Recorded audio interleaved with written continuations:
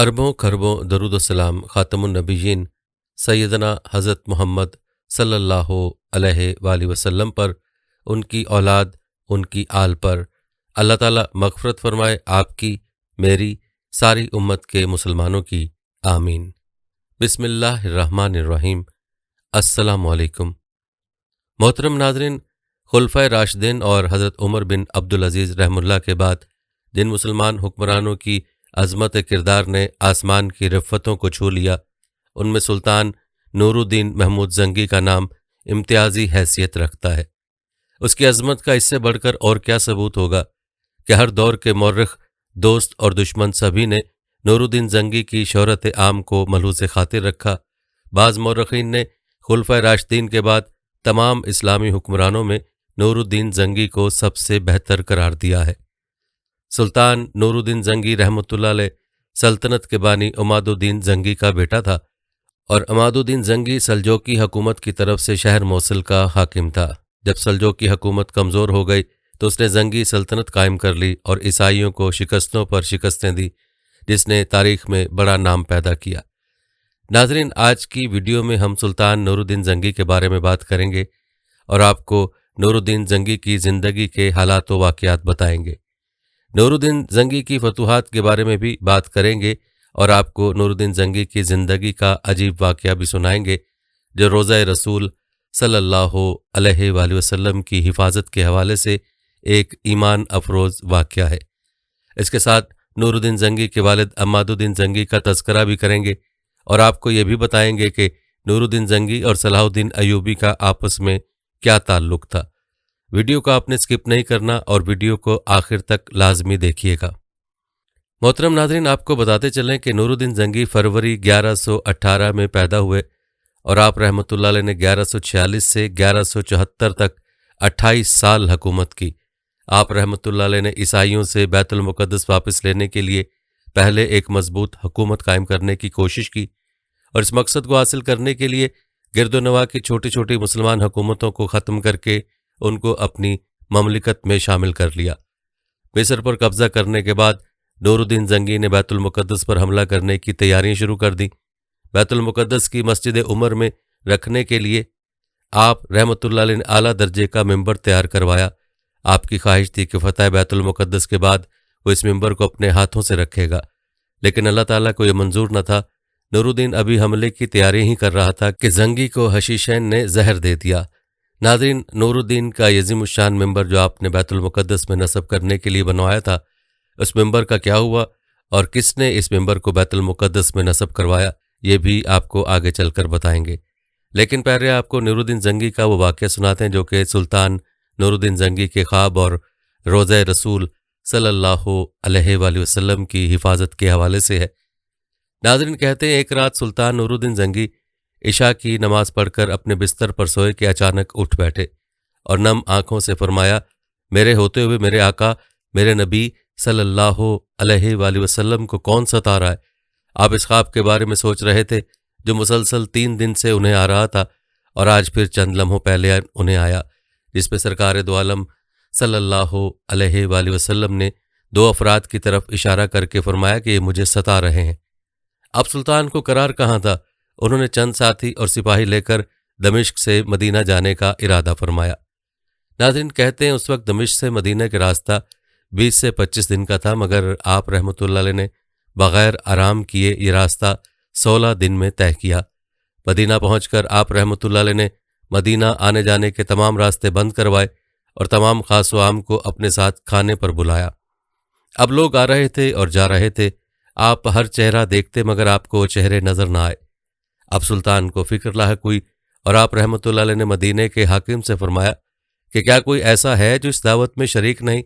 जवाब मिला कि मदीने में रहने वाले में से तो कोई नहीं, मगर 2 मगरबी ज़ायर हैं जो रोज़ा रसूल के करीब एक मकान में रहते हैं, तमाम दिन इबादत करते हैं और शाम को जन्नतुल बकी में लोगों को पानी पिलाते हैं, जो अरसा दराज से मदीना में मुकीम हैं।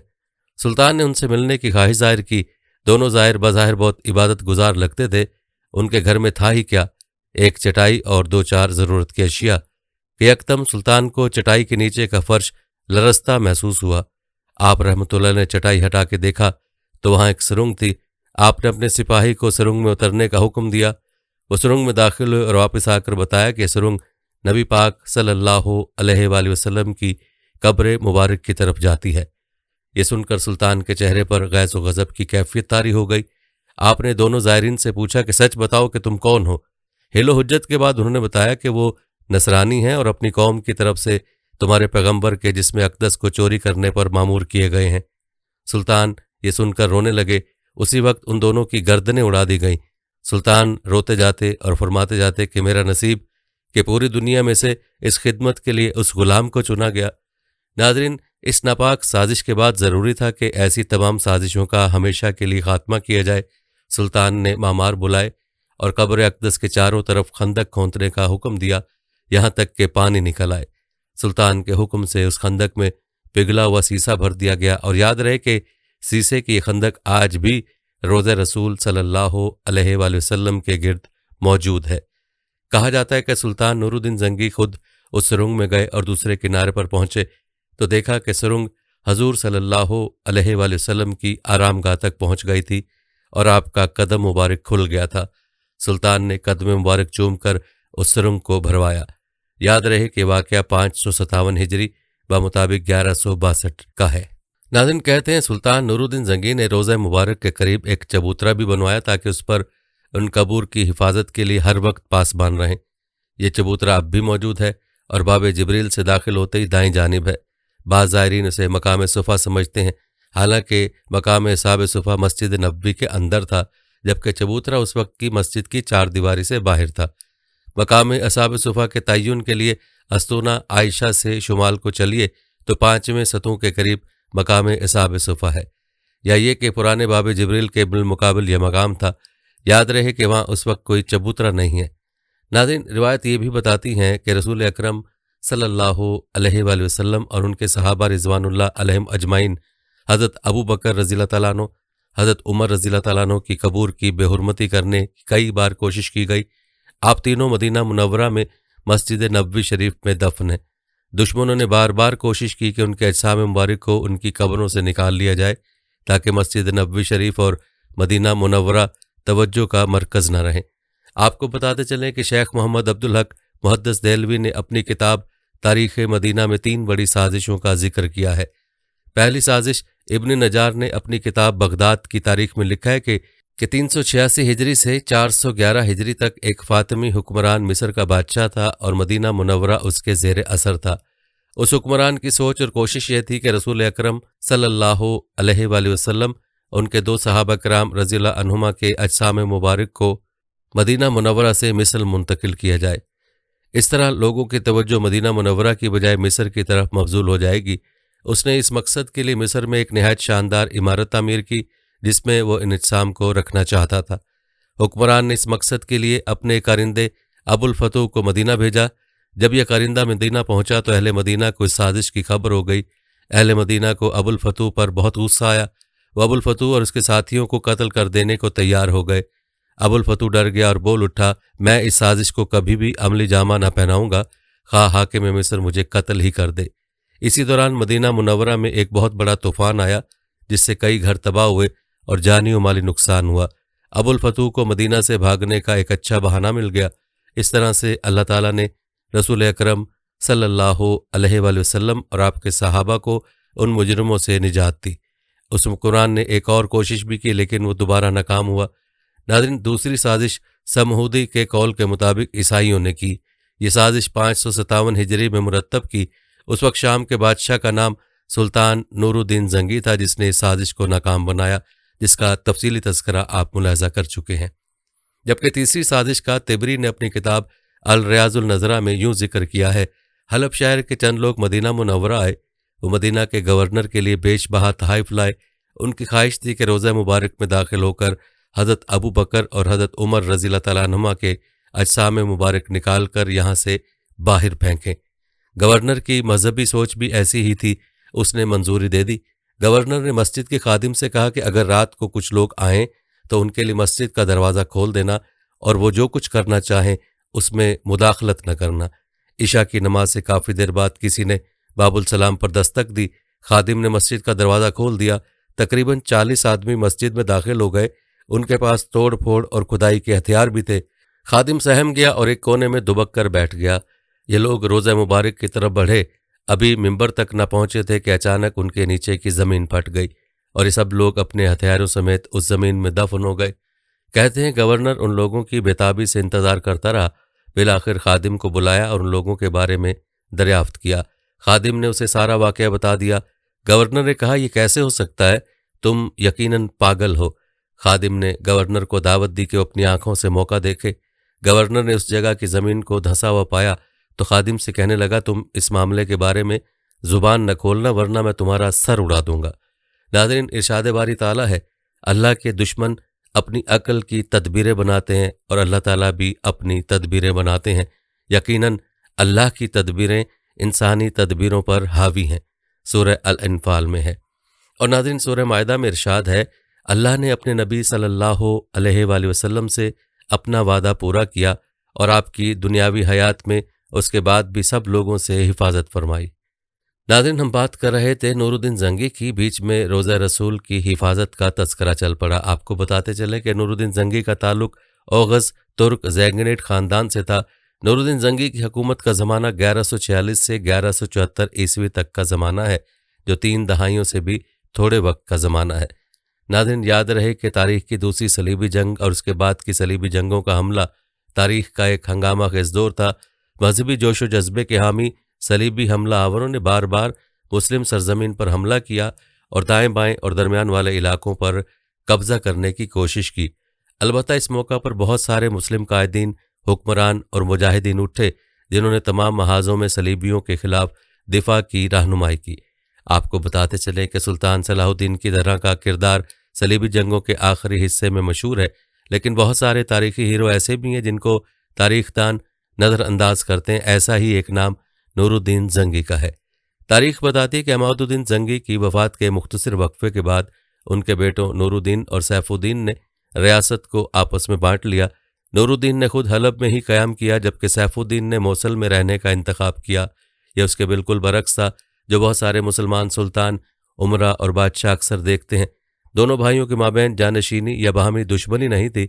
इसका मुवाजना सल्तनत उस्मानिया के शहजादों या मुग़ल सल्तनत के माबैन होने वाली जानशीनी के जंगों से करें तो आपको मालूम होगा कि नूरुद्दीन उसका भाई कितने अकीदतमंद थे। नाज़रीन, तारीख बताती कि जैसे ही नूरुद्दीन इक़्तिदार में आए, उनका बुनियादी मकसद ये था कि सलीबियों के हाथों मज़ीद ज़मीनें ज़ाया ना हो या शहर तबाह ना हो। लिहाजा उन्होंने सलीबी हमलावरों के खिलाफ इत्तेहाद के ख्वाह खित्ते की दूसरी मुस्लिम रियासतों तक पहुँचने के लिए मुतअद्दिद कोशिशें की। तारीख बताती है कि नूरुद्दीन ज़ंगी के साथ अज़दवाजी इत्तेहाद के बावजूद दमिश्क का गवर्नर मोइनुद्दीन अनवर सलीबी रियासतों को मुश्तिल करने में हिचकिचाता था और अक्सर ज़ंगी के इरादों से घबराता था। इस सब के बावजूद नूरुद्दीन ज़ंगी एशिया माइनर में मुतअद्दिद अहम मकामात पर कब्जा करने में कामयाब रहे। जब जर्मनी के कोनार्ड सोम और फ्रांस की लुई हफ्तम की क़यादत में दूसरी सलीबी जंग वहां पहुंच गई तो नूरुद्दीन की कामयाबियों ने इस बात को यकीनी बना लिया था कि खोए हुए इलाकों की दोबारा देखभाल के लिए वो बहुत कम काम कर सकते हैं। कहते हैं सलीबियों ने दमिश्क के नाकाम मुहासरे की कोशिश की, जिसके बाद नूरुद्दीन ज़ंगी ने मगरिब की तरफ मज़ीद जोर देने का फ़ैसला किया। अनाब की जंग में हालात उस वक्त सामने आए जब नूरुद्दीन ज़ंगी ने पोइटिट्रस के शहजादा रेमंड और अली बिन वफ़ा के नज़ारी कातलान की मुश्तरका अफवाज को तबाह कर दिया। जंग के बाद नूरुद्दीन ने शाम पर अपना गलबा हासिल करने के लिए अलामती तौर पर बहिरा रूम में नहाकर साहिल की तरफ मार्च किया। नाज़रीन, तारीखी रिवायत के मुताबिक पहली सलीबी जंग के फ़ौरन बाद ही दमिश्क के मुसलमान हुक्मरान सलीबियों के साथ दो तरफ़ा मुआहदा कर चुके थे, ताहम दो तरफ़ा हिस्सा ज़्यादातर कागजात पर था। सलीबी जंगजू जो अपने इलाके में तोसी के ख्वाहिशमंद थे, उन्होंने अमन मुआहदों के निफाज के बावजूद दूसरी सलीबी जंग का आगाज़ किया। दमिश्क के हुक्मरान मोइनुद्दीन और उसके जानशीन मुजीरुद्दीन सलीबियों से अपने नावक्फे वादों का मुकाबला करने के लिए कम से कम तैयार थे। दरअसल मुजीरुद्दीन सलीबियों को दमिश्क में अपनी नशिस्त बचाने के लिए सालाना खराज तहसीन पेश करने की हद तक गया था। उसकी पॉलिसियों के खिलाफ इस तरह की दुश्मनी थी कि दमिश्क की आबादी मुजीरुद्दीन के खिलाफ बढ़ गई और शाम के इलाके पर कब्जा करने में नूरुद्दीन ज़ंगी की मदद की। यही वजह है कि नूरुद्दीन ज़ंगी को शाम पर अपना इख्तियार बरकरार रखना पड़ा, क्योंकि सलीबी हमलावरों को बरकरार रखने के लिए इस तरह के इक़दामात ज़रूरी थे। ناظرین، تاریخ بتاتی ہے کہ شام اور شمال میں جانے والے صلیبیوں نے اپنی توجہ مصر میں فاطمیوں کی طرف پھیر لی، جبکہ فاطمیوں کے برائے نام حاکم العید اقتدار میں تھے، لیکن وزیر شاور ابن مجیب الصدی حکمرانی کر رہا تھا۔ کہتے ہیں جب یروشلم کے بادشاہ عملرک اول کی سربراہی میں صلیبی حملہ آوروں نے حملہ کیا تو فاطمی کمزور تھے، یوں مصر جلدی سے گر گیا اور شاور نے مدد کے لیے نور الدین زنگی سے رابطہ کیا۔ نور الدین اپنی فوج مصر بھیجنے اور دمشق کو بے دفاع چھوڑنے کے بارے میں مطمئن نہیں تھے، لیکن اس کے بعد ان کے جنرل اسد الدین شیر کو صلاح الدین ایوبی کے چچا نے بھی ان کو راضی کر لیا۔ ناظرین، یوں اسد الدین شرکو نے مصر میں تیزی سے فائدہ اٹھایا اور اس نے صلیبیوں کو ایک بار پھر مسلم سرزمین سے روانہ کیا۔ تاہم اسی موقع پر فاطمیوں کے معزول وزیر شاور نے اپنے اصل ارادے ظاہر کیے۔ اس نے شاہ عمراق اول کے ساتھ اتحاد کیا اور شیر کو کی سربراہی میں زینگیڈ افواج کے ساتھ مؤثر طریقے سے دھوکہ دیا۔ جیسے ہی شیر کو مصر سے واپس آیا، شاور کو اس کے واجبات ادا کر دیے۔ یوں صلیبیوں کے ذریعے مصر کو ایک واسال ریاست قرار دے دیا گیا اور شاور کو محض کٹ پتلی کی شکل دی گئی۔ آخرکار شاور کے بیٹے خلیل نے نور الدین زنگی سے دوبارہ مدد کی درخواست کی، اور جب اسد الدین شرکو پہنچا تو اس بار کوئی دھوکہ نہیں ہوا۔ مصر پر دوبارہ قبضہ کر لیا گیا اور شیر کو مصر کے وزیر کے طور پر قائم ہوا۔ آخرکار وہ صلاح الدین اعظم کے بعد جانشین بن گیا۔ ناظرین، یاد رکھیں، نور الدین زنگی کے فوجی کیریئر کے بارے میں بہت کچھ کہا جا سکتا ہے۔ وہ ایک قابل کمانڈر تھے۔ انہوں نے حملہ آور صلیبیوں کے خلاف اپنی جستجو میں کوئی دبدبہ نہیں چھوڑا، لیکن ناظرین، افسوس سے کہنا پڑتا ہے کہ آج کے مسلمانوں کو نور الدین زنگی اور ان کے ہم عصروں کی زندگی کے بارے میں کتنا کم علم ہے۔ تاریخ اسلام کے ابتدائی قرون وسطیٰ کے رہنماؤں نے اسلام اور سماجی انصاف کے شعلے کو زندہ رکھنے کے لیے جس محنت سے کوششیں کیں وہ بھولی ہوئی ہیں۔ یاد رہے کہ نور الدین زنگی ایک عظیم شخصیت اور مثال جرأت اور پرہیزگاری کے حامل شخص تھے۔ ناظرین، اگر دیکھا جائے تو آج کے مسلمان نوجوانوں کو اپنی تاریخ میں جھانکنے کی فرصت ہی نہیں۔ آج بیت المقدس میں مسجد اقصیٰ کے ساتھ کیا کچھ ہو رہا ہے، فلسطین کے مسلمانوں پر کتنے مظالم ڈھائے جا رہے ہیں، لیکن مسلمان خاموش ہیں۔ کیا آپ نے سوچا ہے کہ اس خاموشی کا نقصان کیا ہوا ہے؟ ناظرین، اس خاموشی کا نقصان یہ ہوا ہے کہ اسلامی عہد زرعی کے علاقے شام و عراق سے اسلامی تہذیب و ثقافت کو نیست و نابود کر دیا گیا ہے۔ اب آنے والی نسلیں ان کھنڈرات پر یہود و نصارہ کی نئی کنسٹرکشن کے نمونے دیکھیں گے۔ بابل و نینوا کی وراثت کھنڈر بنا دی گئی۔ اب دجلہ و فرات کے کنارے نیل کے ساحلوں تک نہ کوئی نور الدین زنگی ہے، نہ اس کا سپہ سالار صلاح الدین ایوبی، اور نہ تاریخ داں ابن اسیر جزری۔ بیت المقدس حالت جنگ میں پہلے بھی تھا، آج بھی ہے۔ 44 ملکوں کی اتحادی فوج محض محو تماشا ہے۔ یمن سوئے کھنڈر ہے، قطر و بحرین و عرب برسر پیکار ہیں۔ یہاں تذکرہ کرتے ہیں مسجد النوری کا۔ یاد رہے کہ مسجد النوری کا نام موصل اور حلب کے مشہور ترک حکمران نور الدین زنگی کے نام پر رکھا گیا تھا، جنہوں نے اس مسجد کی تعمیر کا حکم سن 1172 میں دیا تھا۔ اس کے 2 سال بعد نور الدین زنگی انتقال کر گئے تھے۔ یہی وہ مسجد تھی جہاں سے البغدادی نے خلافت کے فتنے کا اعلان کیا تھا۔ نور الدین زنگی کی بڑی وجہ شہرت یہ ہے کہ انہوں نے مختلف علاقوں کی مسلمان افواج کو یکجا کر کے عیسائی صلیبیوں کے خلاف جہاد کا پیغام دیا تھا۔ ناظرین، مسجد کے مینار کا بیرونی حصہ ایرانی طرز تعمیر کی ایک عمدہ مثال تھا، جس میں اینٹوں کو اس انداز میں لگایا گیا کہ سادہ اینٹیں بھی ایک خوبصورت نمونہ پیش کرتی تھیں۔ مینار کی چوٹی ایک گنبد کی شکل میں تھی جس پر سفید پلستر لگا ہوا تھا۔ جب یہ مینار تعمیر کیا گیا تھا تو اس کی اونچائی 150 فٹ تھی، لیکن جب 14ویں صدی میں مشہور سیاح ابن بطوطہ کا موصل سے گزر ہوا تو انہوں نے دیکھا کہ مینار اس وقت بھی ایک جانب جھک چکا تھا، اس لیے اس وقت بھی اس مینار کو لوگ الہبدہ یا کوہان کے نام سے جانتے تھے۔ جہاں تک ماہرین کا تعلق ہے تو ان کا کہنا تھا کہ اس جھکاؤ کی وجہ اس علاقے میں شمال مغرب سے چلنے والی ہوائیں، اینٹوں پر جنوب سے پڑنے والی تیز دھوپ، یا وہ کمزور جپسم ہے جو اینٹوں کے درمیان لگا ہوا ہے۔ ناظرین، آپ کو بتاتے چلے کہ نور الدین زنگی کی شہرت کی بڑی وجہ یہ ہے کہ انہوں نے مختلف علاقوں کی مسلمان افواج کو یکجا کر کے عیسائی صلیبیوں کے خلاف جہاد کا پیغام دیا تھا۔ عیسائیوں سے بیت المقدس واپس لینے کے لیے سلطان نور الدین زنگی رحمۃ اللہ علیہ نے پہلے ایک مضبوط حکومت قائم کرنے کی کوشش کی، اور اس مقصد کو حاصل کرنے کے لیے گرد و نواح کی چھوٹی چھوٹی مسلمان حکومتوں کو ختم کر کے ان کو اپنی مملکت میں شامل کر لیا۔ شروع میں نور الدین کا دارالحکومت حلب تھا۔ 549 ہجری میں اس نے دمشق پر قبضہ کر کے اسے دارالحکومت قرار دیا۔ اس نے صلیبی ریاست انطاکیہ پر حملے کر کے کئی قلعوں پر قبضہ کر لیا اور بعد ازاں ریاست ایڈیسا پر مسلمانوں کا قبضہ ختم کرنے کی عیسائیوں کی کوشش کو بھی ناکام بنا دیا۔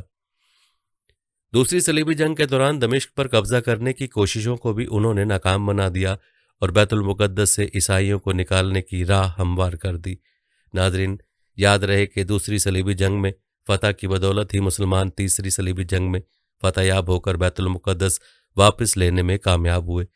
اس زمانے میں مصر میں فاطمی حکومت قائم تھی، لیکن اب وہ بالکل کمزور ہو گئی تھی اور مصر چونکہ فلسطین سے ملا ہوا تھا، اس لیے عیسائی اس پر قبضہ کرنا چاہتے تھے۔ یہ دیکھ کر نور الدین نے ایک فوج بھیج کر 564 میں مصر پر بھی قبضہ کر لیا اور فاطمی حکومت کا خاتمہ کر دیا۔ اپنے 28 سالہ دور اقتدار میں نور الدین زنگی نے نہ صرف دمشق پر قبضہ کیا بلکہ مستقبل میں صلاح الدین ایوبی کو ملنے والی کامیابیوں کی بنیاد رکھی۔ اس وقت صلاح الدین ایوبی مصر میں نور الدین زنگی کی فوج کے کمانڈر تھے اور پھر اپنے رہنما کے انتقال کے بعد سن 1187 میں انہوں نے بیت المقدس کو آزاد کرایا اور ایوبی عہد کی بنیاد رکھی تھی۔ ناظرین، ہم نے ذکر کیا تھا کہ نور الدین زنگی بیت المقدس کو فتح کرنے اور آزاد کرانے کا خواب دیکھا تھا۔ بیت المقدس یعنی مسجد اقصیٰ کے اندر نصب کرنے کے لیے عالی شان ممبر بھی بنوایا تھا، لیکن اس کی زندگی نے وفا نہ کی اور وہ یہ کام سر انجام نہ دے سکے۔ آئیے آپ کو بتاتے ہیں کہ نور الدین زنگی کا بنوایا ہوا ممبر بیت المقدس میں کس نے نصب کرایا۔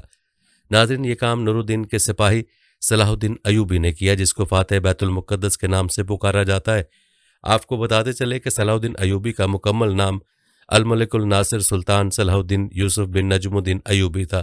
1137 میں عراق کے شہر تکریت میں ایک متوسط طبقے سے تعلق رکھنے والے کرد خاندان میں پیدا ہوئے۔ مصر کی فتح اور صلیبیوں کے مقابلے میں آنے سے پہلے کوئی اس بات کا اندازہ نہ کر سکتا تھا کہ انہوں نے حال بیت المقدس کا فاتح اور عالم اسلام کا محافظ ثابت ہوگا۔ اس کی قسمت میں وہ سعادت لکھی ہے جو بڑے بڑے عالی نسب شرفا اور صلحاء کے لیے قابل رشک ہے۔ صلاح الدین ایوبی 17 سال کی عمر میں اپنے والد کے ساتھ نور الدین زنگی کے دربار میں آئے اور ان کی شہرت کا آغاز اس وقت ہوا جب ان کے چچا اسد الدین شیر کو پہلی بار 1163 میں انہیں مصر کے خلاف اپنی پہلی مہم میں ساتھ لے گیا۔ ناظرین، تاریخی روایت بتاتی ہیں کہ 1169 میں جب مملکت کی حکومت سلطان کے ہاتھ میں آئی تو یہ خیال ان کے دل و دماغ میں جم گیا کہ اللہ تعالیٰ کو ان سے کوئی بڑا کام لینا ہے جس کے ساتھ راحت و عیش کا کوئی جوڑ نہیں۔ صلاح الدین ایوبی کے معتمد خاص قاضی بہاؤالدین شداد لکھتے ہیں، حکومت کی باغ دوڑ ہاتھ میں آ جانے کے بعد دنیا ان کی نظر میں ہیچ ہو گئی۔ شکر گزاری کا جذبہ ان کے دل میں موجزن ہوا، عیش و تفریحات سے منہ موڑ لیا اور ایک سنجیدہ و جفاکش زندگی اختیار کی۔ جہاد کی محبت اور عشق ان کے رگ و ریشے میں سرایت کر گیا تھا، ان کے قلب و دماغ پر چھا گیا تھا۔ یہی ان کا موضوع گفتگو تھا اور اسی کی تیاری میں ہمہ وقت مصروف رہتے تھے۔ قسم کھائی جا سکتی ہے کہ جہاد کا سلسلہ شروع ہونے کے بعد انہوں نے ایک پیسہ بھی جہاد اور مجاہدین کی مدد کے علاوہ کسی دوسرے مصرف میں خرچ نہیں کیا۔ ایک مرتبہ فرمایا کہ میرا ارادہ ہے ساحل کو صلیبیوں سے پاک کرنے کے بعد ملک کو تقسیم کر کے خود یہاں سے رخصت ہو جاؤں اور سمندروں میں سفر کر کے یورپ کے جزائر تک پہنچوں، ان مغربیوں کے وہاں تک تعاقب کروں کہ روئے زمین پر کوئی کافر زندہ نہ رہ جائے یا میری جان اس ارادے میں کام آ جائے۔ میدان جنگ میں سلطان کی کیفیت ایسی غمزدہ ماں کی سی ہوتی تھی جس نے اپنے اکلوتے بچے کا داغ اٹھایا۔ وہ ایک صف سے دوسری صف تک گھوڑا دوڑاتے پھرتے اور لوگوں کو جہاد کی ترغیب دیتے، ان کی آنکھوں سے آنسو جاری ہوتے تھے۔ ناظرین، آپ کو بتاتے چلیں کہ صلاح الدین ایوبی قبلہ اول کو آزاد کرانے کی قسم کھا چکا تھا، چنانچہ وہ مصر سے فاطمی خلافت کے خاتمے اور اندرونی سازشوں کا قلع کما کرنے کے بعد تیزی سے فلسطین آیا اور 1187 کو حطین کے مقام پر وہ فیصلہ کن مارکا ہوا جس میں ذلت آمیز شکست کے بعد صلیبیوں کے پاؤں ارض مقدس سے اکھڑ گئے اور حطین کی فتح مسلمانوں کے لیے قبلہ اول کی فتح کا دروازہ ثابت ہوئی۔ مورخین نے لکھا کہ اس جنگ میں 30,000 جانیں کام آئیں۔ ٹوٹی ہوئی صلیبوں اور کٹے ہوئے ہاتھ پاؤں میں مردوں کے ڈھیر اس طرح لگے ہوئے تھے جس طرح پتھر پر پتھر پڑے ہوئے، اور کٹے ہوئے سر زمین پر اس طرح پڑے تھے جیسے خربوزے کے کھیت میں خربوزے پڑے نظر آئیں۔ جو عیسائی زندہ بچے وہ سب مسلمانوں کے ہاتھوں گرفتار ہو گئے۔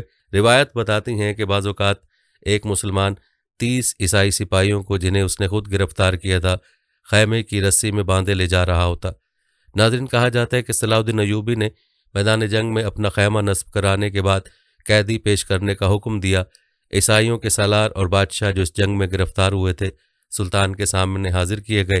سلطان نے بیت المقدس کے حاکم گائی کو اپنے پہلو میں بٹھایا اور شہزادہ اریات والی کرک کی طرف بالکل توجہ نہ کی۔ سلطان نے گائے کو پیاسا دیکھ کر اسے ٹھنڈے پانی کا پیالہ دیا۔ اس نے کچھ پانی پیا اور بچا ہوا پانی شہزادہ اریات کو دے دیا۔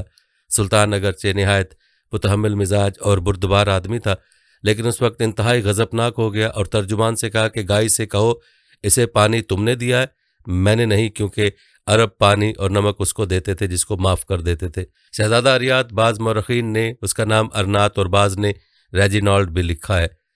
سلطان کے غضبناک ہونے کی وجہ یہ تھی کہ اس دور کے عیسائی بادشاہ اخلاق اور کردار سے ایسے عاری تھے کہ مسلمانوں کے قافلے لوٹ لیا کرتے تھے، ان کی معصوم اور نابالغ بچیوں کو اغوا کر کے لے جاتے تھے، جنہیں بعد میں جاسوسی کی تربیت دے کر مسلمانوں کے علاقوں میں مخبری کے لیے بھیجتے تھے۔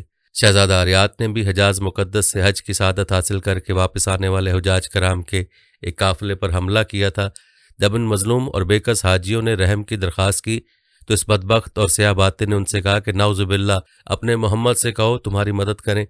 جب سلطان ایوبی کو اس بات کا علم ہوا تو اس نے منت مانی کہ اگر یہ گستاخ اس کے ہاتھ آ گیا تو اسے اپنے ہاتھوں سے قتل کرے گا۔ ناظرین، تاریخ بتاتی ہے کہ حتین کی فتح کے بعد جلد ہی وہ ساعت سعید بھی آ گئی جس کی سلطان کو بے حد آرزو تھی، یعنی بیت المقدس کی فتح۔ کہا جاتا ہے کہ صلاح الدین ایوبی کو بیت المقدس کی ایسی فکر تھی اور اس کے دل پر ایسا بوجھ تھا کہ پہاڑ اس کے متحمل نہیں تھے۔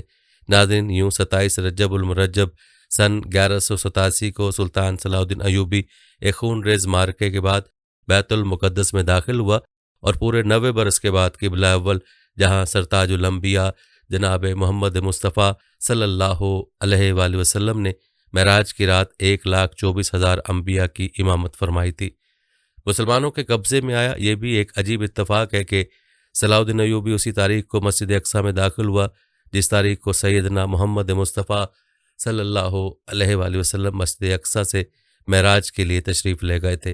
ناظرین، یہ ایک عظیم الشان فتح تھی۔ بیت المقدس کی فتح سے سلطنت اسلام کو نئی زندگی عطا ہوئی اور پورے عالم اسلام کو ایک زبردست خوشی ہوئی۔ فتح کے بعد سلطان نے قبہ صخرہ پر نصب صلیب اتروا دی، اسے عرق و گلاب اور مشک سے غسل دیا اور نور الدین زنگی کا بنوایا ہوا ممبر مسجد میں نصب کروا دیا۔ تاریخ بتاتی ہے کہ بیت المقدس میں 90 برس بعد جمعے کی نماز ہوئی، اس کی فضا اللہ اکبر کے شیریں نغموں سے گونج اٹھی۔ نماز جمعہ کی امامت ابو المعاد قاضی محی الدین ابن زکی نے کرائی۔ ناظرین، وہ بھی ایک المناک گھڑی تھی جب 1099 میں صلیبیوں نے بیت المقدس پر قبضہ کیا تھا تو شہر کے گلی کوچوں میں مسلمانوں کا خون پانی کی طرح بہایا گیا تھا۔ صلیبی فوجی مسلمانوں کے گھروں میں گھس گئے اور کسی کو زندہ نہ رہنے دیا۔ زندہ رہیں تو صرف وہ نوجوان لڑکیاں جو بعد میں ان وحشیوں کی اذیت سے مریں۔ بچوں کو نیزوں کی انیوں میں اڑس کر اوپر اٹھانا ان کا دل پسند اور محبوب مشغلہ بن گیا تھا۔ مسلمان یہ سوچ کر کہ مسجد اقصیٰ تمام مذہبوں میں مقدس سمجھی جاتی ہے، وہاں وہ قتل و غارت گری سے محفوظ رہیں گے، مسجد اقصیٰ میں پناہ گزین ہو گئے۔ جن کو یہاں جگہ نہ ملی وہ باب داؤد اور دوسری مسجدوں میں چلے گئے۔ ان کی تعداد 70,000 کے قریب تھی۔ صلیبی جو مسجد اقصیٰ کو اپنی عبادت کا اور مقدس مقام کہتے تھے، انہوں نے اس کے تقدس اور احترام کا ذرا بھی خیال نہ کیا اور ان مقامات پر مسلمانوں کا اتنا خون بہایا کہ مسجد اقصیٰ، باب داؤد اور تمام مساجد نہتے اور بے گناہ شہریوں کی لاشوں سے بھر گئیں۔ ناظرین، یوں 90 برس بعد جب سلطان ایوبی بیت المقدس میں فاتح کی حیثیت سے داخل ہوا تو نہ صرف یہ کہ وہ مسلمانوں پر ڈھائے گئے مظالم کا بدلہ لینے پر قادر تھا بلکہ حق بجانب تھا، لیکن اس نے اعلیٰ ظرفی کا ثبوت دیتے ہوئے نہتے شہریوں سے جو مسلمانوں پر ڈھائے گئے تمام مظالم میں برابر کے شریک تھے، انتقام لینے کی بجائے یہ اعلان کرا دیا کہ تمام عیسائی 40 دن کے اندر اندر فی مرد 10 دینار، فی عورت 5 دینار اور فی بچہ 1 دینار زر فدیہ ادا کر کے شہر سے سلامتی کے ساتھ نکل سکتے ہیں۔ کہا جاتا ہے کہ 10,000 عیسائیوں کا فدیہ خود سلطان نے ادا کیا اور بہت سے شہریوں کو فدیہ لیے بغیر چھوڑ دیا۔ مشہور عیسائی مورخ سلطان کی اعلیٰ ظرفی کا اعتراف کرتے ہوئے لکھتا ہے، سلطان نے اپنے آپ کو ایسا عالی ظرف اور کشادہ دل کبھی ثابت نہیں کیا تھا جتنا اس وقت کیا جب اس کی فوجیں صلیبی افواج سے یروشلم بیت المقدس کا قبضہ لے رہی تھیں۔ ایک واقعہ بھی ایسا پیش نہیں آیا جس میں کسی عیسائی پر زیادتی کی گئی ہو۔ ناظرین، بیت المقدس کی ذلت آمیز شکست اور اس پر مسلمانوں کے قبضے سے پورے یورپ پر زلزلے کی کیفیت طاری ہو گئی۔ پاپا روم نے صلیبی جنگوں کا اعلان کر دیا اور سارا یورپ بیت المقدس پہ دوبارہ قبضہ کرنے کے لیے مسلمانوں کے مقابلے پر امڑ آیا، جس میں عیسائیوں کے تمام مشہور بادشاہ اور جنگجو شامل تھے۔ اپنے مقدس فریضہ سے عہدہ برا ہو کر اور عالم اسلام کو صلیب کی غلامی کے خطرے سے محفوظ کر کے عظمت اسلام کا یہ پاسبان 57 سال کی عمر میں مارچ 1193 کو اس دنیا سے رخصت ہو گیا اور پورا عالم اسلام سوگ میں ڈوب گیا۔ لوگ دھاڑے مار مار کر رو رہے تھے۔ سلطان نے اپنے ترکے میں 1 دینار اور 37 درہم چھوڑے تھے۔ اس کے علاوہ زمین، باغ، جائیداد اور سونا چاندی کچھ بھی نہیں تھا۔ تجہیز و تکفین کا سارا انتظام قاضی الفاضل نے کیا۔ قاضی الفاضل محی الدین ابن زکی نے نماز جنازہ پڑھائی اور آپ کے جسد خاکی کو قلعہ منصورہ دمشق میں سپرد خاک کر دیا گیا۔ صلاح الدین ایوبی کا نام آج بھی اسلامی دنیا میں عزت و احترام کے ساتھ لیا جاتا ہے، مگر آج عالم عرب کی نااتفاقی اور طوائف الملوکی کی وجہ سے مسجد اقصیٰ پر یہودی قابض ہو چکے ہیں۔ پون صدی سے مسجد اقصیٰ یہود کے قبضے میں حسرت و یاس اور غم و اندوہ کی تصویر بنی۔ 57 اسلامی ممالک کے سربراہان مملکت اور 1.5 ارب مسلمانوں سے ان کی غیرت پر سوال اٹھا رہی ہے۔ ناظرین، ہم بات کر رہے تھے اس منبر کی جو سلطان نور الدین زنگی نے مسجد اقصیٰ کے لیے بنوایا تھا، لیکن نصب کرانے سے پہلے اس دار فانی سے رخصت ہو گئے تھے، اور یہ منبر صلاح الدین ایوبی رحمۃ اللہ علیہ نے ان کے بعد مسجد اقصیٰ میں نصب کر کے ان کی خواہش کو پورا کیا۔ ناظرین، بعض لوگ یہ سوال کرتے ہیں کہ نور الدین زنگی اور صلاح الدین ایوبی کا آپس کا تعلق کیا تھا، تو آپ کو بتاتے چلیں کہ بعض لوگ صلاح الدین ایوبی کو نور الدین زنگی کا بھتیجا بتاتے ہیں، لیکن یہ بات درست نہیں ہے۔ صلاح الدین ایوبی نور الدین زنگی کے بھتیجے نہیں تھے۔ ان کے نسبتی ناموں ایوبی اور زنگی ہی سے ان کے مختلف خاندانوں سے تعلق ظاہر ہے۔ حقیقت یہ ہے کہ صلاح الدین ایوبی کا باپ نجم الدین ایوب کرد والی موصل عماد الدین زنگی کی فوج میں ایک افسر تھا۔ عماد الدین زنگی کے قلعہ جیبر کے محاصرے میں شہادت کے بعد اس کا بیٹا نور الدین محمود حلب شام میں جانشین بنا۔ سلطان نور الدین محمود زنگی نے 1174 میں وفات پائی تو دمشق میں اس کا بیٹا جانشین بنا۔ تب فاتح مصر صلاح الدین ایوبی قاہرہ میں ان کے نائب تھے۔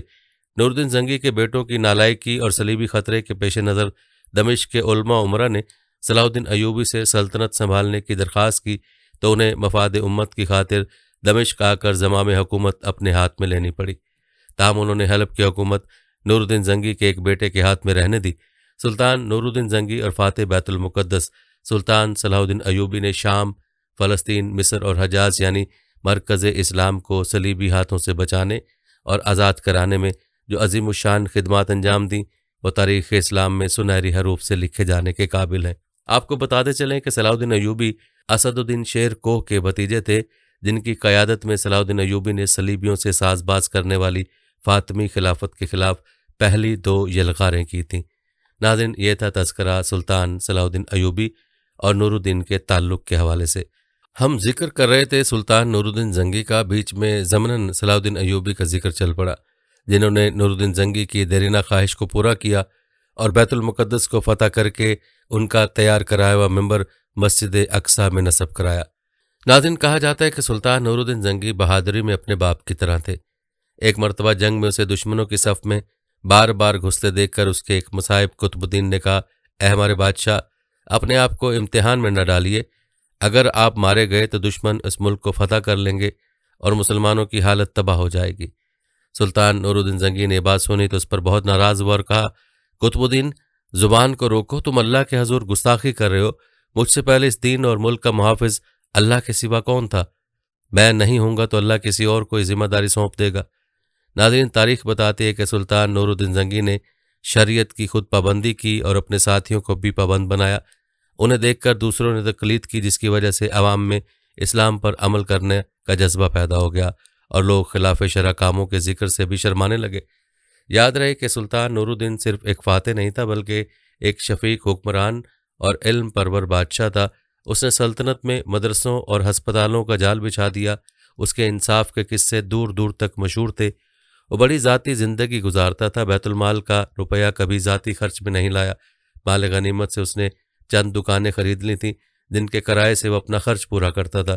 اس نے اپنے لیے بڑے بڑے محل تعمیر نہیں کیے بلکہ بیت المال کا روپیہ مدرسوں، شفا خانوں اور مسافر خانوں کے قائم کرنے اور رفاع عامہ کے دیگر کاموں میں صرف کرتا۔ دمشق میں اس نے ایک شاندار شفا خانہ قائم کیا تھا جس کی دنیا میں مثال نہ تھی۔ اس میں مریضوں کو دوا بھی مفت دی جاتی تھی اور کھانے اور رہنے کا خرچ بھی حکومت کی طرف سے ادا کیا جاتا تھا۔ کہتے ہیں سلطان نورالدین زنگی نے تمام ناجائز ٹیکس موقوف کر دیے تھے۔ وہ مظلوموں کی شکایت خود سنتا اور اس کی تفتیش کرتا تھا۔ ناظرین، نورالدین کی انہی خوبیوں اور کارناموں کی وجہ سے اس زمانے کے ایک مورخ ابن اسیر نے لکھا ہے کہ میں نے اسلامی عہد کے حکمرانوں سے لے کر اس وقت تک کے تمام بادشاہوں کی تاریخ کا مطالعہ کیا، لیکن خلفائے راشدین اور عمر بن عبدالعزیز کے سوا سلطان نورالدین زنگی سے زیادہ بہتر فرما روا میری نظر سے نہیں گزرا۔ ناظرین، جہاں تک بات ہے سلطان نورالدین زنگی کی وفات کی، تو کہا جاتا ہے کہ سلطان نورالدین زنگی ابھی بیت المقدس پر حملے کی تیاریاں ہی کر رہا تھا کہ سلطان کو حشاشین نے زہر دے دیا، جس سے ان کے گلے میں سوزش پیدا ہو گئی، جو کہ ان کی موت کا باعث بنی، اور 15 مئی 1174 کو ان کا انتقال ہو گیا۔ انتقال کے وقت نورالدین کی عمر 58 سال تھی۔ اللہ تعالیٰ سے دعا کہ اللہ تعالیٰ سلطان نورالدین زنگی کی قبر پر اربوں خربوں رحمتیں نازل فرمائے، آمین۔ ناظرین، آج بھی سرزمین بیت المقدس کسی نورالدین زنگی اور صلاح الدین ایوبی کے انتظار میں ہے، لیکن سوچنے کی بات ہے کہ آج کی مائیں نورالدین زنگی کیوں پیدا نہیں کر رہی ہیں؟ ہماری نسل سے جذبہ ایمان اور جذبہ جہاد کیوں ختم ہو گیا؟ اس حوالے سے ایک استاد اور شاگرد کی کہانی آپ کو بتاتے ہیں، جو اس طرف اشارہ کرتی ہے کہ کوتاہی کہاں پر ہے۔ ناظرین، یہ استاد بتاتا ہے کہ 6 یا 7ویں جماعت کا کمرہ تھا اور میں کسی اور ٹیچر کی جگہ کلاس لینے چلا گیا۔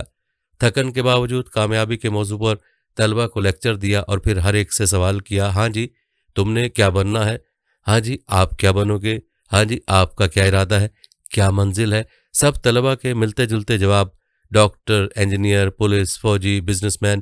لیکن ایسے لیکچر کے بعد یہ میرا روٹین کا سوال تھا اور بچوں کے روٹین کے جواب، جن کو سننا کانوں کو بھلا اور دل کو خوشگوار لگتا تھا، لیکن ایک جواب آج بھی دوبارہ سننے کو نہ ملا۔ کان تو اس کو سننے کے متلاشی تھے ہی، مگر روح بھی بے چین تھی۔ اینک لگائے بیٹھا خاموش گمسم بچہ، جس کو میں نے بلند آواز سے پکار کر اس کی سوچوں کا تسلسل توڑا۔ ہیلو، ارے میرے شہزادے، آپ نے کیا بننا ہے؟ آپ بھی بتا دو، کیا آپ سر تبسم سے ناراض ہیں؟ بچہ آہستہ سے کھڑا ہوا اور کہا، سر میں نورالدین زنگی بنوں گا۔ میری حیرت کی انتہا نہ رہی اور کلاس کے دیگر بچے ہنسنے لگے۔ اس کی آواز گویا میرا کلیجہ چیر گئی ہو، روح میں ارتعاش پیدا کر دیا۔ پھر پوچھا، بیٹا آپ کیا بنو گے؟ سر میں نورالدین زنگی بادشاہ بنوں گا۔ ادھر اس کا جواب دینا تھا، ادھر میری روح بے چین ہو گئی، جیسے اسی جذبے کی، اسی آواز کی تلاش میں اس شعبہ تدریس کو اپنایا ہو۔ بیٹا آپ ڈاکٹر، فوجی یا انجینئر کیوں نہیں بنو گے؟ سر امی نے بتایا کہ اگر میں نورالدین زنگی بنوں گا تو مجھے نبی پاک صلی اللہ علیہ وسلم کا دیدار ہوگا۔ جو لوگ ڈنمارک میں ہمارے پیارے نبی صلی اللہ علیہ وآلہ وسلم کی شان میں گستاخی کر رہے ہیں، ان کو میں زندہ نہیں چھوڑوں گا۔ اس کے ساتھ ساتھ اس بچے کی آواز بلند اور لہجے میں سختی آ رہی تھی۔ اس کی باتیں سن کر میرا جسم پسینے میں شرابور ہو گیا۔ ادھر کلاس کے اختتام کی گھنٹی بجی اور میں روتا ہوا باہر آیا۔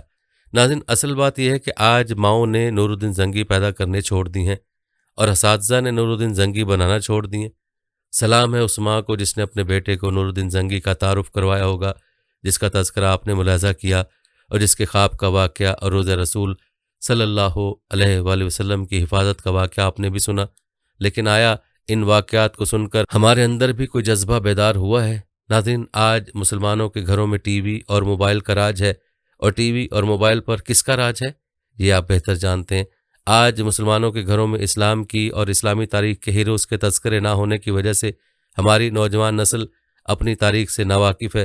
اسلامی ہیروز کے بارے میں لوگ کچھ نہیں جانتے، تو خود ہی سوچ لیں کہ جب ہماری نسل اپنی تاریخ سے واقف نہیں ہوگی تو پھر وہ اپنے اسلامی ہیروز کی پیروی کیسے کرے گی؟ پھر ان کے اندر ان جیسا جذبہ کیسے پیدا ہوگا؟ یہ بچہ جس نے استاد کو نورالدین زنگی بننے کا کہا، یقیناً اس کی ماں اس کو اسلام کے ہیروز کی کہانیاں سناتی ہوگی، جن کو سن کر اس کا جذبہ بنا۔ خدا را اپنے بچوں کو اسلام کے بارے میں بتائیں، اسلامی ہیروز کے بارے میں بتائیں، اسلامی تاریخ کے بارے میں بتائیں گے۔ فلسطین کیا ہے، بیت المقدس کیا ہے، مسجد اقصیٰ کیا ہے، ان کی مسلمانوں کے لیے کیا اہمیت ہے، یہ سب اپنے بچوں کو بتائیں گے۔ بیت المقدس اور مسجد اقصیٰ کو لے کر آنے والے حالات کیا ہوں گے، ان میں مسلمانوں کو کیا کردار ادا کرنا چاہیے، یہ تمام سوالات ایسے ہیں کہ جن کے بارے میں بچوں کو بتانا اور ان کو تیار کرنا والدین اور اساتذہ کی ذمہ داری ہے، اور ہر مسلمان کا فرض بنتا ہے کہ مسجد اقصیٰ کی اہمیت کو جانے اور اس کو یہودیوں کے چنگل سے آزاد کرانے کے لیے اپنا فرض ادا کرے۔ ناظرین، مسجد اقصیٰ کی اہمیت کیا ہے اس پر بھی بات کریں گے، لیکن پہلے آپ کو نور الدین زنگی کے والد محترم کے عظیم کارناموں، ان کی شہادت کے بارے میں بھی بتاتے ہیں۔ یاد رہے کہ آپ رحمۃ اللہ علیہ کے والد عماد الدین زنگی تھے، جو کہ سلجوقی حکومت کی طرف سے شہر موصل کے حاکم تھے۔ جب سلجوقی حکومت کمزور ہو گئی تو انہوں نے زنگی سلطنت قائم کر لی اور عیسائیوں کو شکستوں پر شکستیں دے کر ان کی 4 میں سے ایک صلیبی ریاست ایڈیسا کا خاتمہ کر دیا، جو صلیبیوں نے پہلی صلیبی جنگ کے بعد قائم کی تھی۔ ختم ہونے والی پہلی صلیبی ریاست کا دارالحکومت الرحا تھا، جسے آج کل اورفا کہا جاتا ہے، اور یہ ایشیائے کوچک میں واقع ہے۔ ناظرین، یاد رہے کہ پہلی صلیبی جنگ کے بعد بیت المقدس اور فلسطین کے کئی علاقوں پر عیسائیوں کا قبضہ ہو گیا تھا، اور بیت المقدس عیسائیوں اور یہودیوں کی طرح مسلمانوں کے لیے بھی بڑا مقدس مقام ہے، کیونکہ یہ مسلمانوں کا قبلہ اول ہے۔ حضرت سلیمان علیہ السلام، داؤد علیہ السلام، موسیٰ علیہ السلام اور عیسیٰ علیہ السلام اسی خطے میں ہوئے، اور جس طرح وہ عیسائیوں اور یہودیوں کے پیغمبر تھے، اسی طرح مسلمانوں کے بھی پیغمبر ہیں۔ پھر خود حضرت محمد مصطفیٰ صلی اللہ علیہ وآلہ وسلم کو جب معراج ہوئی تو مسجد اقصیٰ ہی میں ٹھہرے تھے اور یہیں سے آسمان پر تشریف لے گئے تھے۔ ان حالات میں مسلمانوں کے لیے ممکن نہ تھا کہ وہ فلسطین پر عیسائیوں کا قبضہ خاموشی کے ساتھ گوارا کر لیتے۔ انہوں نے عیسائیوں کا مقابلہ کرنے کی کوشش کی، اور جن لوگوں نے عیسائیوں سے مقابلے میں نام پیدا کیا ان میں پہلا مشہور شخص عماد الدین زنگی تھا۔ عماد الدین 1085 میں قاسم الدولہ ابو سعید کے ہاں پیدا ہوئے، جو سلجوقی سلطان ملک شاہ اول کی حکومت میں حلب کے گورنر تھے۔ 1094 میں بغاوت کے الزام میں ان کے والد کا سر قلم کر دیا گیا، جس کے بعد عماد الدین زنگی موصل کے گورنر کے ہاں پروان چڑھے۔ عماد 1127 میں موصل اور 1128 میں حلب کے اطابق بنے اور دونوں شہروں کو اپنے اقتدار میں لے آئے۔ ناظرین، عماد الدین زنگی کا سب سے بڑا کارنامہ 1144 میں ایک صلیبی ریاست ایڈیسا کا خاتمہ تھا۔ زنگی نے 24 دسمبر 1144 کو اس پر قبضہ کر لیا، اور یہی ایڈیسا کا خاتمہ دوسری صلیبی جنگ کی وجہ بنا، جن میں عماد الدین زنگی کے بیٹے نور الدین زنگی نے کردار ادا کیا، جس کا تذکرہ آپ ملاحظہ کر چکے ہیں۔ جہاں تک بات ہے عماد الدین زنگی کی وفات کی، تو تاریخی روایت کے مطابق دمشق کے حصول کی مسلسل کوششوں کے دوران میں 1146 میں ایک فرانسیسی غلام نے عماد الدین کو شہید کر دیا۔ عماد الدین زنگی سلطنت کا بانی تھا۔ اس کے انتقال کے بعد بڑا بیٹا سیف الدین غازی موصل میں، جبکہ دوسرا بیٹا نور الدین حلب میں اس کا جانشین بنا۔ ناظرین، آپ نے نور الدین زنگی کی زندگی اور ان سے جڑے واقعات ملاحظہ فرمائے۔ جانے سے پہلے آپ کو مسجد اقصیٰ کی اہمیت اور مختصر تاریخ بتاتے ہیں، جس کا جاننا ہر مسلمان کے لیے اہم ہے۔ ناظرین، اگر انسان تاریخ کے واقعات پر نظر دوڑائے تو اس کی آنکھ اللہ تعالیٰ کی ایک عظیم حکمت پر آن ٹھہرتی ہے۔ یہ حکمت اللہ تعالیٰ کا چناؤ اور انتخاب ہے۔ اللہ تعالیٰ نے فرشتوں میں حضرت جبرائیل کو چنا، انسانوں میں سے انبیاء کو چنا، انبیاء میں سید الانبیاء محمد صلی اللہ علیہ وآلہ وسلم کو چنا، اور جگہوں میں سے حرمین شریفین اور مسجد اقصیٰ کو چنا۔ اللہ رب العالمین نے مسجد اقصیٰ کو بلندی اور پاکیزگی سے متصف فرمایا ہے، جیسا کہ فرمان الہی ہے، اور ابن مریم اور اس کی ماں کو ہم نے ایک نشان بنایا اور ان کو ایک سطح مرتفع پر رکھا جو اطمینان کی جگہ تھی، اور چشمے اس میں جاری تھے۔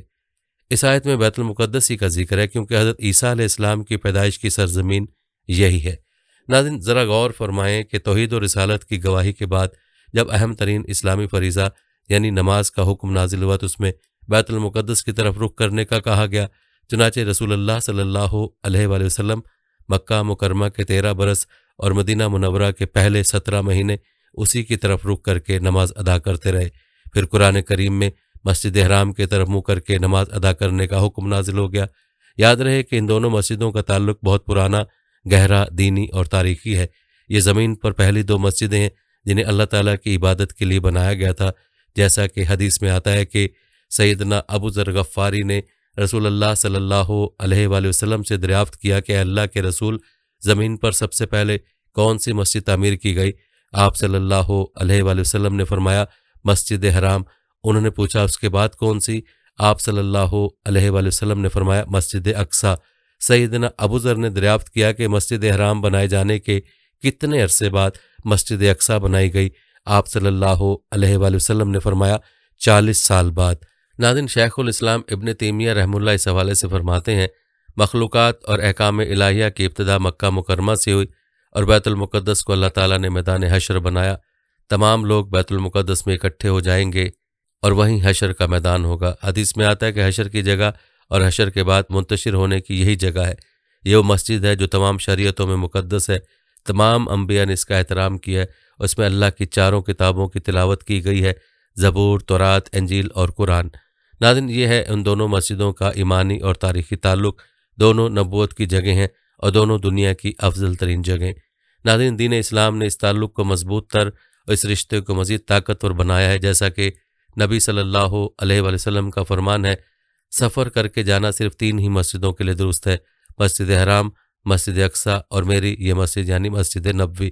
اسی طرح فرمایا، مسجد حرام میں پڑھی گئی ایک نماز دوسری جگہوں میں پڑھی گئی 1,00,000 نمازوں کے برابر ہے، اور میری اس مسجد یعنی مسجد نبوی میں پڑھی گئی ایک نماز دوسری جگہوں پر پڑھی گئی 1,000 نماز کے برابر ہے، اور مسجد اقصیٰ میں پڑھی گئی ایک نماز 500 نمازوں کے برابر ہے۔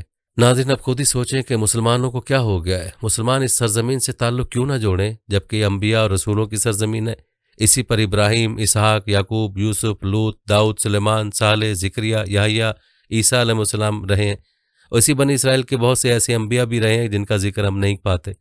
ناظرین، اگر بیت المقدس کی تاریخ کی بات کی جائے تو حضرت عمر رضی اللہ تعالیٰ عنہ کے دور میں مسلمانوں نے بیت المقدس کو فتح کیا تو وہاں کے پادریوں نے کہا کہ ہم بیت المقدس کی کنجیاں خلیفۃ المسلمین حضرت عمر بن خطاب کے علاوہ کسی اور کے سپرد نہ کریں گے۔